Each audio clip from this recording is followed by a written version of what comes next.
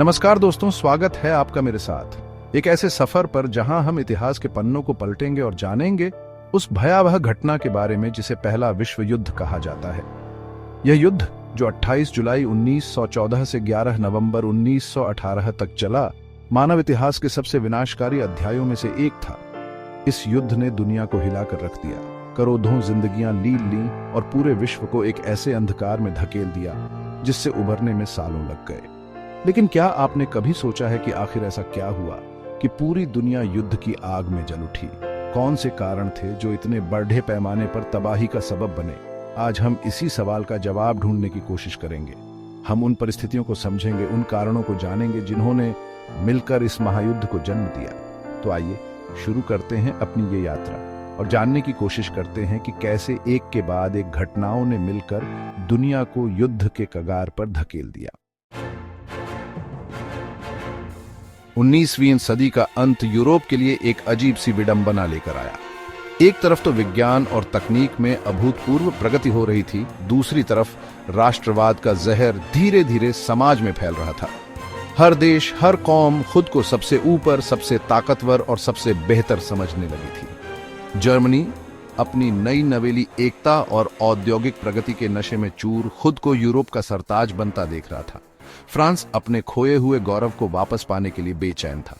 Britain सदियों से चली आ रही अपनी सामुद्रिक श्रेष्ठता बनाए रखने के लिए चिंतित था। रूस एक विशाल साम्राज्य के सपने देख रहा था और ऑस्ट्रिया हंगरी अपनी बढ़ती हुई अंदरूनी अस्थिरता से जूझ रहा था। यह राष्ट्रवाद की अंधी दौड़ थी जिसने देशों को एक दूसरे का प्रतिद्वंदी बना दिया। छोटी छोटी बातें बड़े बड़े झगड़ों का रूप लेने लगी। अविश्वास और शत्रुता का माहौल गहराता गया, जो आगे चलकर युद्ध का कारण बना। राष्ट्रवाद के साथ साथ एक और शक्ति थी जो यूरोप को युद्ध की ओर धकेल रही थी, साम्राज्यवाद। यूरोपीय देशों की नजर अब सिर्फ अपने ही इलाकों तक सीमित नहीं रही थी। वे दुनिया भर में अपना विस्तार करना चाहते थे, नए नए इलाकों पर कब्जा करना चाहते थे। एशिया और अफ्रीका के अनेक देश यूरोपीय शक्तियों के उपनिवेश बन चुके थे। कच्चे माल और बाजारों की लूट के लिए यह होड़ताछ लगातार तेज होती गई। हर देश ज्यादा से ज्यादा इलाके पर अपना कब्जा चाहता था, जिसके चलते देशों के बीच तनाव बढ़ता गया।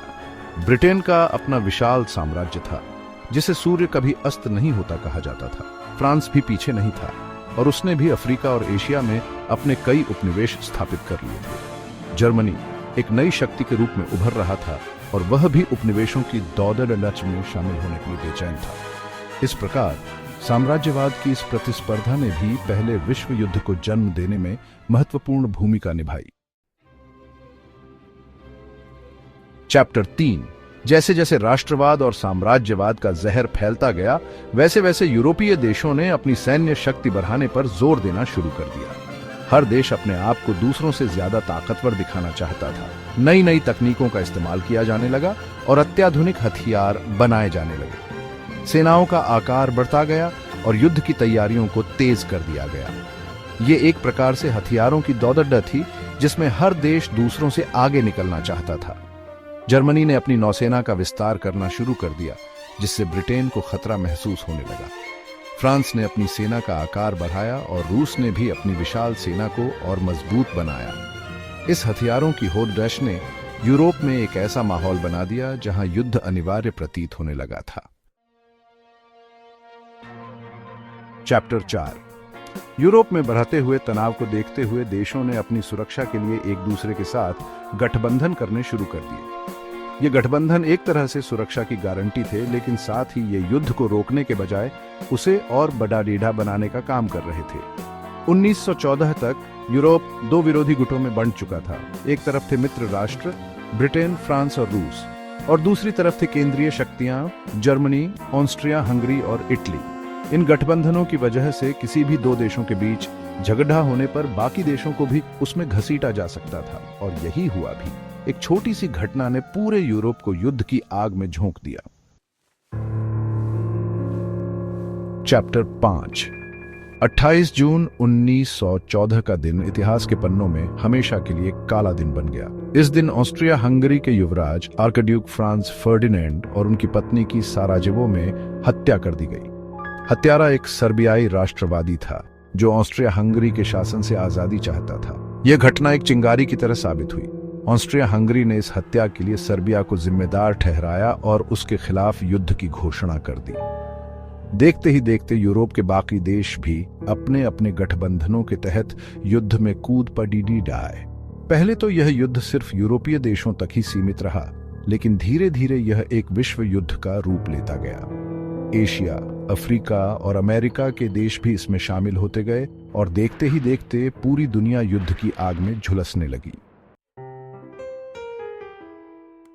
उत्तरो पहला विश्व युद्ध मानव इतिहास की एक भयावह त्रासदी थी। इस युद्ध ने करोड़ों लोगों की जान ली, लाखों को घायल किया और असंख्य लोगों को बेघर कर दिया। इस युद्ध ने पूरी दुनिया को बदल कर रख दिया। इस युद्ध के बाद नया विश्व व्यवस्था का निर्माण हुआ, नए देशों का जन्म हुआ और पुराने साम्राज्य खत्म हो गए। लेकिन इस युद्ध ने दुनिया को एक और विश्व युद्ध की तरफ भी धकेल दिया।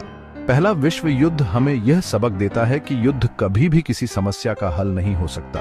हमें राष्ट्रवाद, साम्राज्यवाद और सैन्यवाद जैसे खतरों से बचना होगा और शांति और सहयोग का रास्ता अपनाना होगा। यही इस युद्ध से मिली सबसे बड़ी सीख है।